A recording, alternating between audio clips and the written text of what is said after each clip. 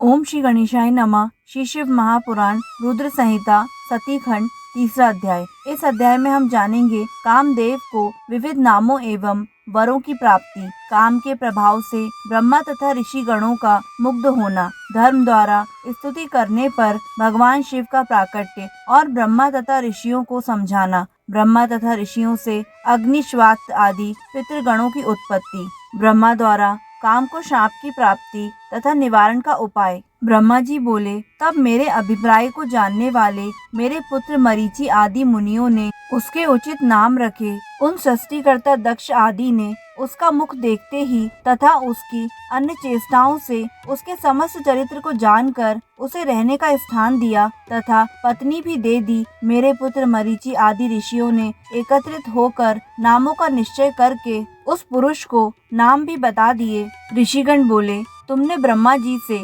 उत्पन्न होते ही हम लोगों के मन को मत डाला है, इसलिए तुम लोक में मनमत नाम से प्रसिद्ध होगे। सभी लोकों में तुम सुंदर रूप वाले हो, तुम्हारे समान कोई भी सुंदर नहीं है, इसलिए हे मनोभव काम नाम से भी तुम विख्यात होगे। तुम सभी को मदोन्मत्त करने के कारण मदन कहे जाओगे। अहंकार युक्त होकर दर्प से उत्पन्न हुए हो, इसलिए तुम कंदर्प नाम से भी संसार में प्रसिद्ध होगे। तुम्हारे समान किसी भी देवता का पराक्रम नहीं होगा, अतः तुम्हारे लिए सभी स्थान होंगे और तुम सर्वव्यापी होगे। ये जो आदि प्रजापति पुरुषोत्तम दक्ष हैं, वे स्वयं ही तुमको योग्य पत्नी के रूप में सुंदर स्त्री प्रदान करेंगे। ब्रह्मा के मन से उत्पन्न हुई यह सुंदर रूप वाली कन्या संध्या नाम से सभी लोकों में विख्यात होगी। अच्छी प्रकार से ध्यान करते हुए ब्रह्मा जी के हृदय से उत्पन्न होने के कारण तेज आभा वाली तथा मल्लिका पुष्प के सदस्य यह कन्या संध्या इस नाम से विख्यात होगी। ब्रह्मा जी बोले, इस प्रकार कामदेव अपने 5 पुष्प आयुधों को लेकर वहीं पर गुप्त रूप से स्थित होकर विचार करने लगा। हर्षण, रोचन, मोहन, शोषण तथा मारण नामक ये मेरे 5 अस्त्र मुनियों को भी मोहित करने वाले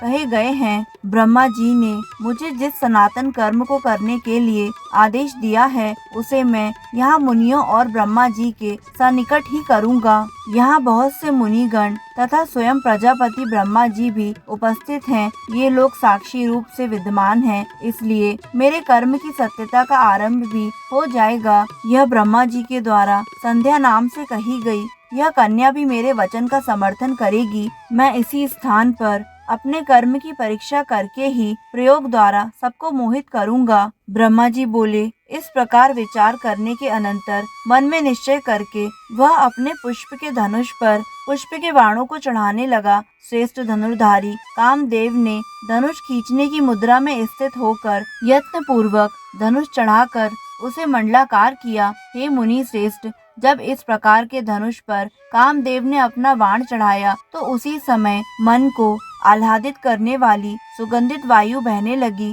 उस समय कामदेव ने तीक्ष्ण पुष्प बाणों से मुझ ब्रह्मा को तथा सभी मानस पुत्रों को मोहित कर लिया। हे मुनि, तत्पश्चात सभी मुनिगण और मैं भी मोहित हो गया। सभी के मन में काम विकार उत्पन्न हो गया। विकार से युक्त होने के कारण सभी लोग संध्या की ओर बार बार देखने लगे। सभी के मन में काम का उद्रेक हो गया, क्योंकि स्त्री काम को बढ़ाने वाली होती है। उस कामदेव ने सभी को बार बार मोहित करके जिस किसी भी तरह से वे काम विकार को प्राप्त हो, वैसा उन सबको कर दिया। उस स्त्री को देखकर जब मैं ब्रह्मा उन्मत्त इंद्रियों वाला हो गया, उस समय मेरे शरीर से 49 भाव उत्पन्न हो गए। काम बाण के प्रहार से उन सभी के द्वारा देखी जाती हुई वह संध्या भी अपने कटाक्षों के आवरण से अनेक प्रकार के भाव प्रकट करने लगी। स्वभाव से सुंदरी वह संध्या मन से उत्पन्न उन भावों को प्रकट करती हुई छोटी छोटी लहरों से युक्त गंगा की तरह शोभित होने लगी। हे मुने, इस प्रकार के भावों से युक्त संध्या को देखकर काम से परिपूर्ण शरीर वाला मैं ब्रह्मा उसकी अभिलाषा करने लगा। हे द्विज श्रेष्ठ, तब मरीचि, अत्रि आदि सभी मुनि तथा दक्ष प्रजापति आदि विकृत इंद्रियों वाले हो गए। दक्ष, मरीचि आदि ऋषियों तथा मुझे और संध्या को भी काम विकार से युक्त देखकर कामदेव को अपने कार्य पर विश्वास हो गया। अब कामदेव के मन में यह विश्वास हो गया कि ब्रह्मा ने मुझे जिस कार्य के लिए आदेश दिया है मैं वह कार्य करने में पूर्ण रूप से सक्षम हूँ। ब्रह्मा जी के पुत्र धर्म ने अपने पिता तथा भाइयों की ऐसी दशा देखकर धर्म की रक्षा करने वाले भगवान सदाशिव का स्मरण किया। धर्म ने धर्मपाल शिव जी का मन से स्मरण कर दीन भाव से युक्त होकर अनेक प्रकार के वाक्यों से उनकी इस प्रकार स्तुति की। धर्म बोला, हे देवाधिदेव, हे महादेव,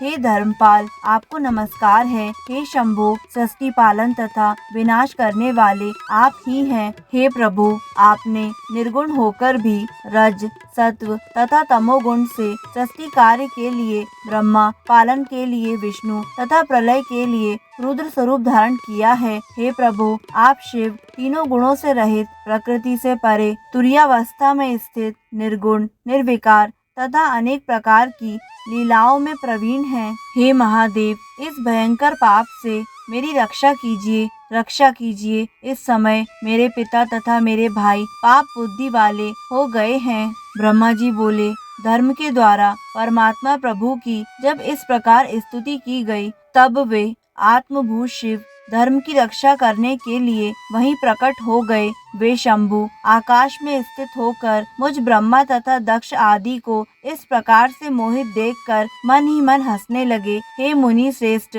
उन सब को साधुवाद देकर और बार बार हंसकर मुझे लज्जित करते हुए वे वृषभध्वज यह कहने लगे। शिवजी बोले, हे ब्रह्मन, अपनी कन्या को देखकर आपको काम भाव कैसे उत्पन्न हो गया?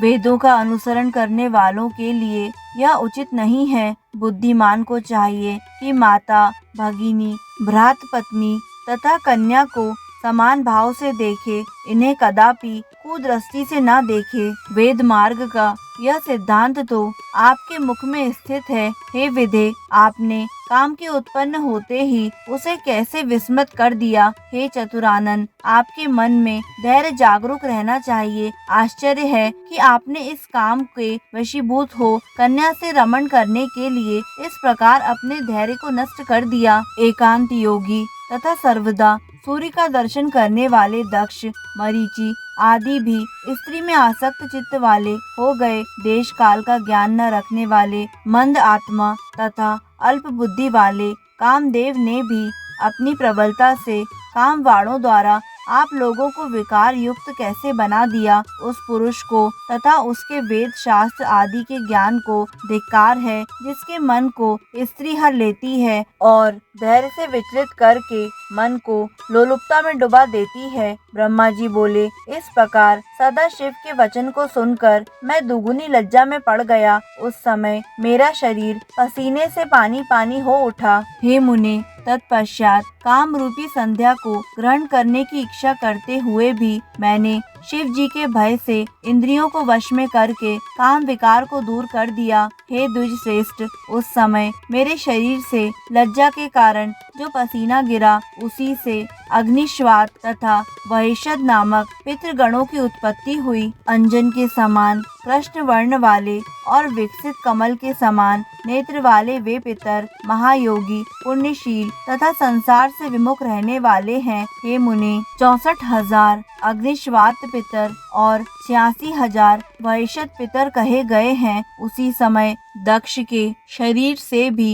स्वेद निकलकर पृथ्वी पर गिरा। उससे समस्त गुण संपन्न परम मनोहर एक स्त्री की उत्पत्ति हुई। उसका शरीर सूक्ष्म था, कटी प्रदेश सम था, शरीर की रोमावली अत्यंत सूक्ष्म थी, उसके अंग कोमल तथा दांत परम सुंदर थे और वह तपे हुए सोने के समान कांति से देदीप्यमान हो रही थी। वह अपने शरीर के समस्त अवयवों से बड़ी मनोहर प्रतीत हो रही थी तथा उसका मुख कमल पूर्ण चंद्रमा के समान था। उसका नाम रति था, जो मुनियों के भी मन को मोहित करने वाली थी। क्रतु, वशिष्ठ, पुलस्त तथा अंगिरा को छोड़कर मरीचि आदि 6 ऋषियों ने अपनी इंद्रियों का निग्रह कर लिया। हे मुनि श्रेष्ठ, इन क्रतु आदि 4 ऋषियों का वीर पृथ्वी पर गिरा। उन्हीं से दूसरे पितृ गणों की उत्पत्ति हुई। इन पितरों में सोमपा, आजप्या, सुकालीन तथा तथा हविष्मान मुख्य हैं। ये सभी पुत्र कव्य को धारण करने वाले कहे गए हैं। क्रतु के पुत्र सोमपा नामक पितर, वशिष्ठ के पुत्र सुकालीन नामक पितर, पुलस्त्य के पुत्र आजप्य तथा अंगिरा के पुत्र हविष्यमान नामक पितर के रूप में उत्पन्न हुए। हे विपेंद्र, इस प्रकार अग्निश्वात आदि पितरों के उत्पन्न हो जाने पर पितरों के मध्य वे सभी कव्य का वहन करने वाले कव्यवाट्य हुए। इस प्रकार संध्या पितरों को उत्पन्न करने वाली बनकर उनकी उद्देश्य सिद्धि में लगी रहती थी। यह शिव के द्वारा देख लिए जाने के कारण दोषों से रहित तथा धर्म कर्म में परायण रहती थी। इसी बीच सदाशिव समस्त महर्षियों पर अनुग्रह करके तथा विधि पूर्वक धर्म की रक्षा कर शीघ्र ही अंतर्ध्यान हो गए। उसके बाद शंभु सदाशिव के वाक्यों से मैं पितामह लज्जित हुआ। मैंने अपनी भ्रकुटी चढ़ा ली और कामदेव पर बड़ा क्रुद्ध हुआ। हे मुने,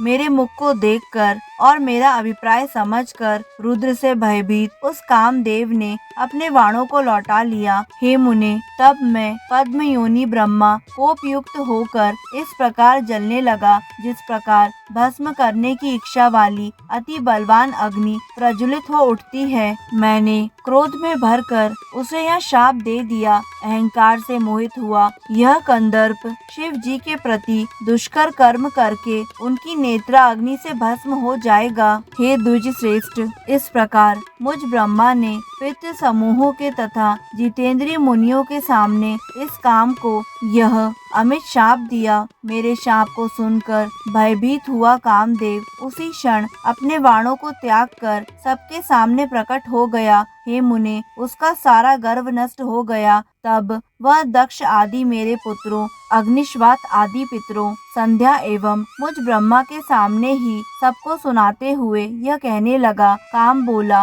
हे ब्राह्मण, आप तो न्याय मार्ग का अनुसरण करने वाले हैं। हे लोकेश, तब मुझ निरपराध को आपने इस प्रकार दारुण शाप क्यों दे दिया? हे ब्राह्मण, आपने मेरे लिए जो कहा था मैंने तो वही कार्य किया। आपको मुझे शाप देना ठीक नहीं है, क्योंकि मैंने आपकी आज्ञा के विरुद्ध कोई अन्य कार्य नहीं किया है। हे ब्राह्मण, मैं ब्रह्मा, विष्णु तथा शिव ये सब भी तुम्हारे बाणों के वशीभूत होकर रहेंगे। ऐसा जो आपने कहा था उसी के अनुसार ही मैंने परीक्षा ली थी। अतः हे ब्राह्मण, इसमें मेरा अपराध नहीं है। हे देव, हे जगतपते, यदि आपने मुझ निरपराध को यह दारुण शाप दे ही दिया तो इसका कोई समय भी निश्चित कर दीजिए। ब्रह्मा जी बोले, हे नारद, तब मैं जगतपति ब्रह्मा उसकी यह बात सुनकर चित्त को वश में करने वाले काम को बार बार डांटता हुआ इस प्रकार बोला।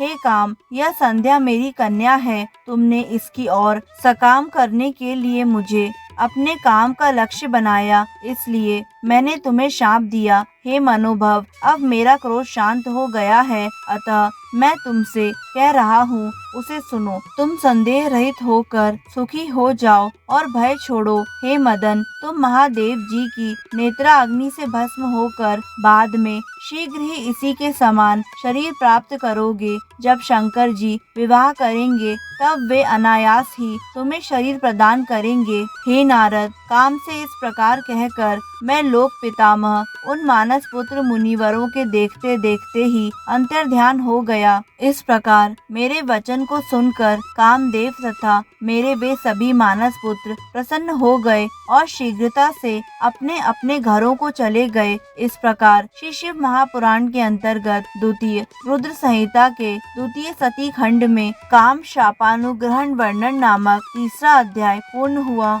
दोस्तों, आगे आने वाले सभी अध्यायों को निरंतर सुनने के लिए हमारे YouTube चैनल आध्यात्मिक कथाएं को लाइक करें, सब्सक्राइब करें और बेल आइकन पर प्रेस करें, ताकि आगे आने वाली सभी वीडियो की जानकारी आपको निरंतर मिलती रहे। धन्यवाद।